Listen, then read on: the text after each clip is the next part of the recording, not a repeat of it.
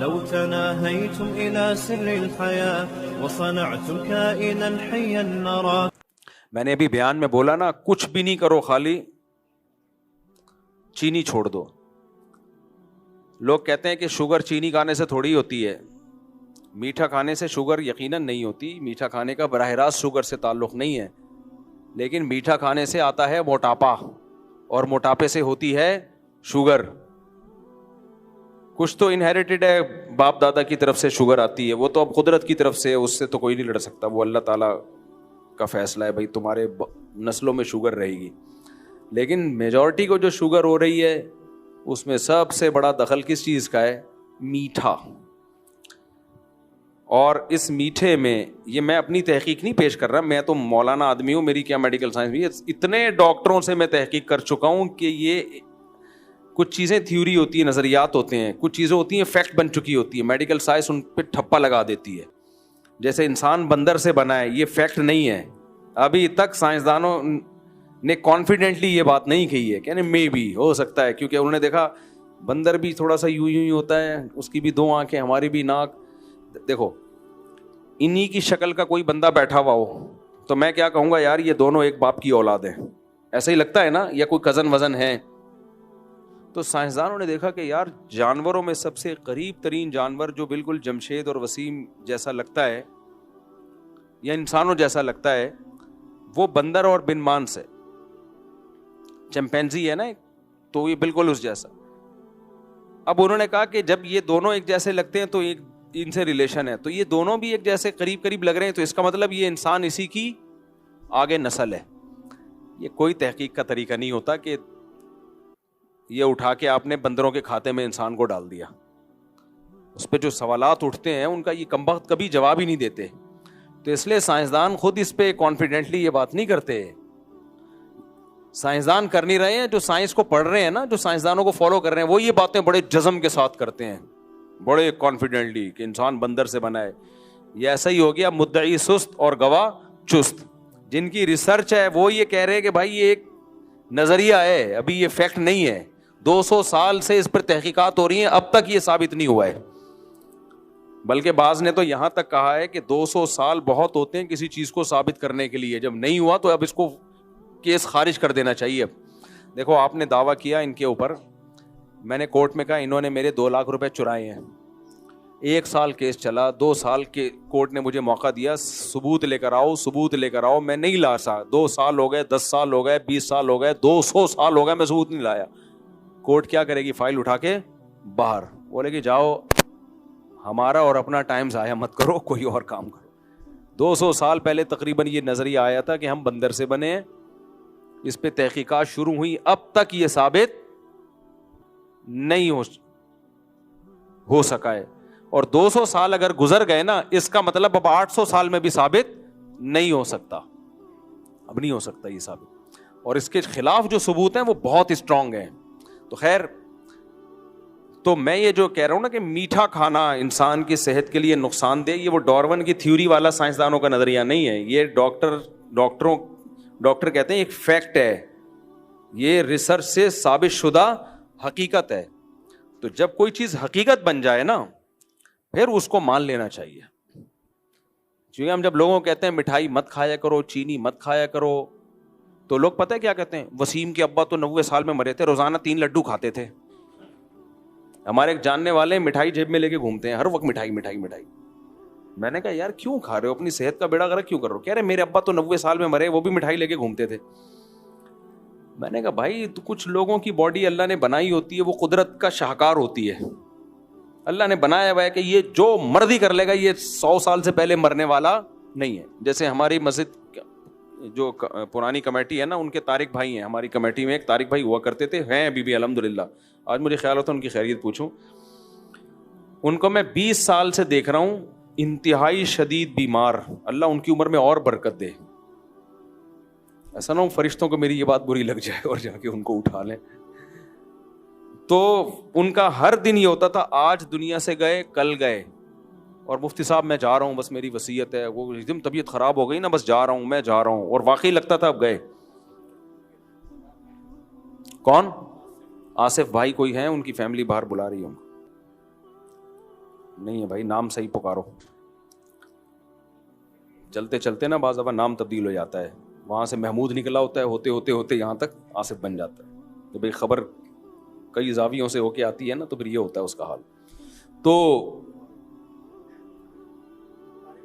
ہاں, تو وہ کیا ہے کہ وہ کھاتے, یعنی وہ آج گئے کل گئے, یہ ہوا بس ابھی گئے, ابھی کے تو بس گئے. ان کو دعائیں دینے والے شفا کی دنیا سے چلے گئے.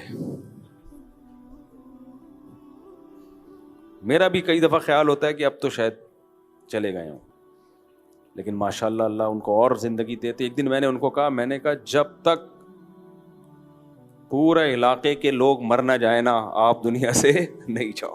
میرے دوست ہیں, مذاق کرتا ہوں میں ان سے, اللہ صحت دے. کیونکہ پتہ ہے کیا چیز ان کو موٹیویٹ کر رہی ہے؟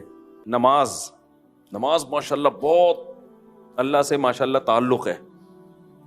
اس بندے کو جب دیکھو نماز, جب بھی میں نے دیکھا تھا مسجد میں نماز پڑھتے ہوئے, تو اللہ سے دل اتنا لگا ہوا ہے کہ وہ ایک راحت اور اللہ سے تعلق جو ہے وہ انسان کو میں پاور بھر دیتا ہے. تو اب یہ ایک یعنی ایک استثناء ہے, یہ قدرت کی طرف سے ایک ہے کہ اللہ کہتے ہیں میں جب ماروں گا تو میں ماروں گا, کوئی تمہارے مشورے سے کوئی نہیں مرے گا.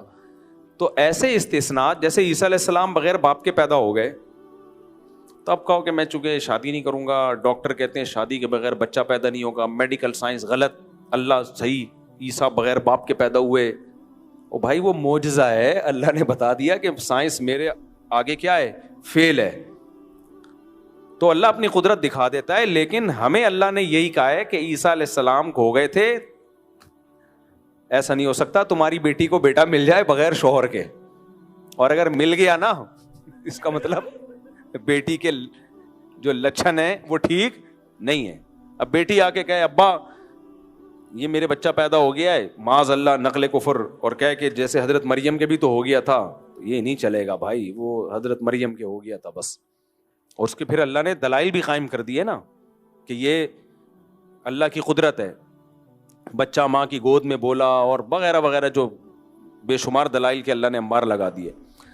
تو اب میں نے ان کو سمجھایا نہیں کھاؤ اتنا میٹھا, کہہ رہے میرے ابا تو اتنا کھاتے تھے اتنا. بھائی وہ 100 میں کوئی ایک ہے.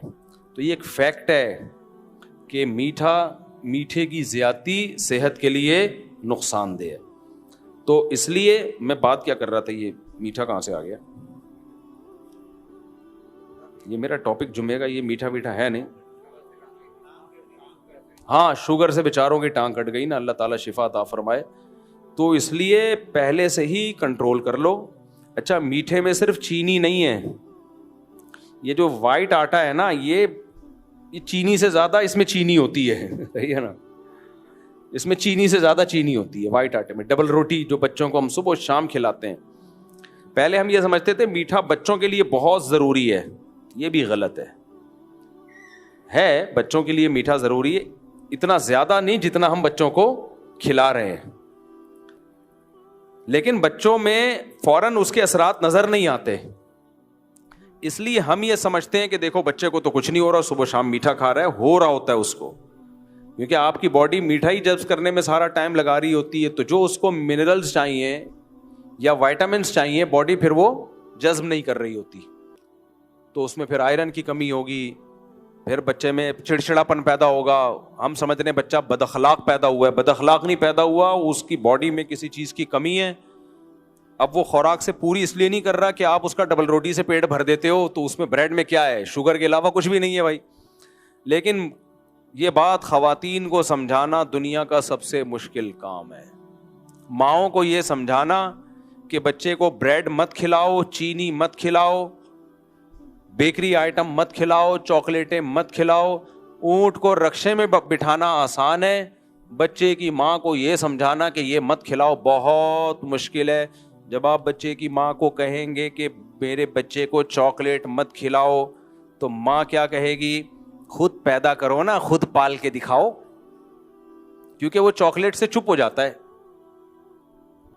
وہ اتنی ٹانگیں ہلاتا ہے نہیں نی نی نی کر کے, وہ جب تک اس کو لالی پاپ منہ میں نہ ڈالی جائے وہ چپ نہیں ہوتا. تو اب مائیں کہتی ہیں کہ چپ تو کرانا ہے, تیرا باپ چپ کرائے گا. جب تک اس کو پاپڑ نہیں کھلائیں گے, اس کو بسکٹ نہیں کھلائیں گے, چاکلیٹیں نہیں کھلائیں گے, تو چپ نہیں ہوگا, وہ شور مچائے گا. اور شور مچا کے وہ باپ کو تھوڑی تنگ کرتا ہے, تنگ کس کو کرتا ہے؟ ماں کو. باپ کو تو تنگ کرے گا بھی تو باپ باہر نکل جائے گا, کسی کام سے چلا جائے گا, جمشید سے ملنے جا رہا ہوں میں. تو پھر خواتین کہتی ہیں کہ یہ تو ہماری ٹینشن ہے, تو ٹینشن سے بچنے کے لیے پھر کیا کرتی ہیں کہ چل بھائی یہ لے لے, پاپڑ بھی کھا لے. اچھا کچھ یہ کہتے ہیں کہ کبھی کبھار تو کھلا دو. بھائی جو بچہ کبھی کھاتا ہے وہ روز بھی وہی کھاتا ہے پھر, کیونکہ جو چاکلیٹوں میں مزہ ہے نا وہ پاپڑ میں نہیں ہے. باقی کھلا ہم بھی دیتے ہیں, اس لیے کہ آدمی کو ہتھیار ڈالنے پڑتے ہیں. ہمارے بچے بھی چاکلیٹیں کھا لیتے ہیں, میں پسند نہیں کرتا.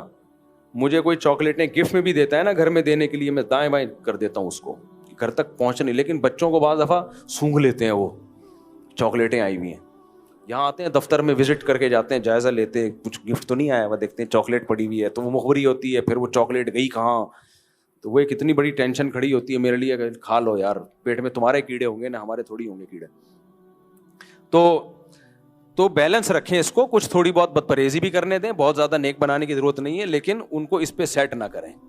سیٹ اس کو پراٹھے پہ کرو آپ, لال آٹے کا پراٹھا اس پہ سیٹ کرو آپ. اب دیکھو مجھے بچپن سے سفید آٹے کی عادت پڑی ہوئی ہے نا, لیکن مجھ سے نہیں چھوٹتا. لیکن میں کھاتا ہوں تو پھر میں دوپہر کا کھانا نہیں کھاتا نا, وہ پھر اس طرح کور ہو جاتا ہے. جو شوگر ایک دفعہ زیادہ لے بھی لی تو وہ کور کر لیتا ہوں میں. یہ نہیں کرتا کہ صبح کے 2 پراٹھے تو پھر دوپہر کو 6 برگر کھا لیا ہم نے, شام کو پیزا کھا لیا, یہ نہیں ہوتا پھر. تبھی میرے اوپر شوگر کا اب تک کی رپورٹ کے مطابق پراٹھوں کا اثر ہوا نہیں ہے, کیونکہ دوسرے طریقے سے کور ہو جاتا ہے وہ. لیکن آپ کو میں اللہ کا واسطہ دے کے کہتا ہوں, انسان جب بیمار ہوتا ہے نا پھر صحت کو یاد کر کے روتا ہے. اللہ کی دنیا کی نعمتوں میں سب سے بڑی نعمت صحت ہے. اور جو میں نے سروے کیا ہے, ڈاکٹروں سے معلومات لی ہیں اور جو اپنے مشاہدات ہیں, صحت کی پہلی اکائی جو برباد ہونا شروع ہوتی ہے وہ شوگر سے ہوتی ہے. سمجھ رہے ہو کہاں سے ہوگی وہ؟ بڑا گوشت, کوئی سگریٹ سے زیادہ نقصان دہ شوگر ہے, یہ ذہن میں رکھنا. سگریٹ سے کینسر کا خطرہ ہوتا ہے صرف, وہ بھی ہر ایک کو نہیں ہے. شوگر سے ہر ایک کو موٹاپے کا خطرہ اور ہر ایک کو کینسر کا خطرہ. بعض لوگ کہتے ہیں ہم تو میٹھا لیتے ہیں, ہم تو پھر بھی سلم اسمارٹ ہیں, دبلے پتلے, ہمیں تو موٹاپا نہیں آ رہا. بھائی وہ موٹاپا نہ آ کے بھی جو شوگر کے دوسرے جو نقصانات ہیں وہ آپ کی باڈی میں بہت ساری چیزیں جذب نہیں ہونے دے رہی, وہ کمی تو آ رہی ہے نا باڈی میں. تو اس لیے پتلے ہو یا موٹے ہو اس سے کوئی فرق نہیں پڑتا, شوگر کو اپنی زندگی سے نکال دو. شوگر کا آلٹرنیٹ کیا ہے؟ شہد ہے. اگر شہد مشکل ہے گڑ لے لو, گڑ میں بھی آج کل کیمیکل ملایا جاتا ہے, دیسی گڑ. اچھا دیسی گڑ بھی کوئی بھروسہ نہیں ہے, گند ڈال دیتے ہیں اس میں کہ دیکھنے میں دیسی لگے. یہ بھی بہت ہو رہا ہے کہ دیکھو وائٹ گڑ تھا اس میں تھوڑا سڑا ہوا گڑ ملا دیا تو اب دیکھنے میں کیا لگ رہا ہے, جیسے لوگ سفید انڈے پہ کلر کر کے دیسی انڈا. تو بہت گند ہو رہا ہے ہمارے الحمدللہ ملک کے وطن عزیز میں. اس لیے وطن عزیز میں کہیں سے گڑ نکل رہا ہو نا, بن رہا ہو گنے کو گرم کر کے, وہاں سے جا کے لے لو, کوئی جاننے والا ہو گاؤں میں وہاں سے. تو وہ گڑ میں شوگر چینی کی نسبت کم ہوتی ہے, ذائقہ ویسا ہی ہوتا ہے. تو شوگر کو نکالو اپنی زندگی سے, یہ طے شدہ ایک حقیقت ہے. بچے بھی نکالیں, بڑے بھی نکالیں, بڈھے بھی نکالیں. آپ کو نقصان ہو رہا ہے یا نہیں ہو رہا اس بحث میں مت پڑو. ایسے تو سگریٹ پینے سے بھی کوئی نقصان نظر نہیں آ رہا ہوتا, تو آپ بس ایمان لے آؤ کہ یہ نقصان دہ ہے. اس پہ بحث میں زندگیاں برباد نہیں کرو کہ کیا ہوتا ہے اتنی چینی, وہ بھی تو کھا رہا ہے, وہ بھی تو لسیاں پیتا ہے. اس بحث میں نہیں پڑو. اور اگر شوگر زیادہ لے لیا تو پھر واک کرو. اس کو جیسے ہم اگر صبح سفید آٹے کے 2 پراٹھے پھوڑ دیتے ہیں تو ہماری فزیکل ایکٹیویٹی پھر اتنی ہوتی ہے, وہ پراٹھے سارے اپنی جگہ جا کے, بلکہ وہ تیسرا پراٹھا مانگ رہے ہوتے ہیں کہ کم ہو گیا, تھوڑا زیادہ ہونا چاہیے, تو وہ مانگ رہے ہوتے ہیں. پھر بھی وہ ٹھیک نہیں ہے, پھر بھی ٹھیک نہیں ہے. یہ اچھا ناشتہ نہیں ہے, یہ پراٹھے ہیلدی ناشتہ نہیں ہے. لال آٹے کا ہو, دیسی گھی کا پراٹھا, وہ ٹھیک ہے, لیکن وہ بھی ایک عمر کے بعد بہتر نہیں ہے. 40-50 سال کے بعد تو روٹی ہی کم کر دے اپنی زندگی میں, کیونکہ گندم میں بھی اچھے خاصا کارب ہوتا ہے. تو میں ایک ہاسپٹل میں گیا لاہور میں, وہاں دیکھا میں نے فری علاج ہو رہا ہے لوگوں کا, کروڑوں روپے ڈونیشن آ رہی ہے, اور گردوں کے مریض پڑے ہوئے ہیں, شوگر کے مریض پڑے ہوئے ہیں. میں نے ڈاکٹر صاحب سے کہا آپ چندے پہ جتنا زور لگا رہے ہو لگاؤ, اچھی بات ہے, صحیح جگہ چندہ خرچ ہو رہا ہے, اس سے کم پیسے میں نا آپ پروگرام کرو, میں آپ کا ساتھ دوں گا. مختلف ملکوں میں نا, ملک کے مختلف جگہوں پہ آپ سیمینار رکھو, ایونٹ رکھو, ہر طرح کے طبقے کو اس میں بلاؤ. میں نے کہا ہم میڈیا پہ اس کی کوریج کریں گے, اور اس میں آ کے آپ لوگوں کو چینی کے نقصانات بتاؤ اور ان مریضوں کی تصویریں دکھاؤ. یہ پراٹھے پھوڑتے تھے, یہ چینی کھاتے تھے, یہ کولڈ ڈرنک پیتے تھے, یہ 35 سال کا لیٹا ہوا ہے, یہ 30 سال کا, تاکہ لوگوں میں خوف پیدا ہو, ڈریں, تاکہ کروڑوں روپے جو علاج پہ خرچ ہو رہا ہے نا, وہ ان پروگراموں پہ لاکھوں روپے, کروڑوں بھی نہیں, ہزاروں خرچ ہوں گے اور لوگ ان بیماریوں سے بچ جائیں گے. مقصد تو انسانیت کی خدمت ہے نا. یا زکاتیں نکال کے غریبوں کا علاج, یہ بذات خود مقصد ہے. زکات کا مقصد بھی انسانیت کی خدمت ہے نا. تو میں نے کہا یہ کام کرو یار, اس میں ہم آپ کا بھی ساتھ دیں گے انشاءاللہ. کوئی بھی یہ کام کرے میں ساتھ ہوں اس کے. یہ کوئی گورنمنٹ کی طرف سے ایسا کوئی پلان نہیں ہے. غریب علاقوں میں جا کے آپ کچھ ایسے ایونٹ کریں, کوئی پروگرامز کریں جس میں لوگوں کو ڈاکٹر لوگ بتائیں. میں بتاؤں گا, لوگ بولیں گے مولوی ہو تمہارا کیا کام ہے چینی کے نقصانات بتاؤ. یہ کام ڈاکٹروں کا ہے نا, لیکن کوئی بھی نہیں کر رہا. ہوا و حرص والا دل بدل دے, میرا غفلت میں ڈوبا دل بدل دے.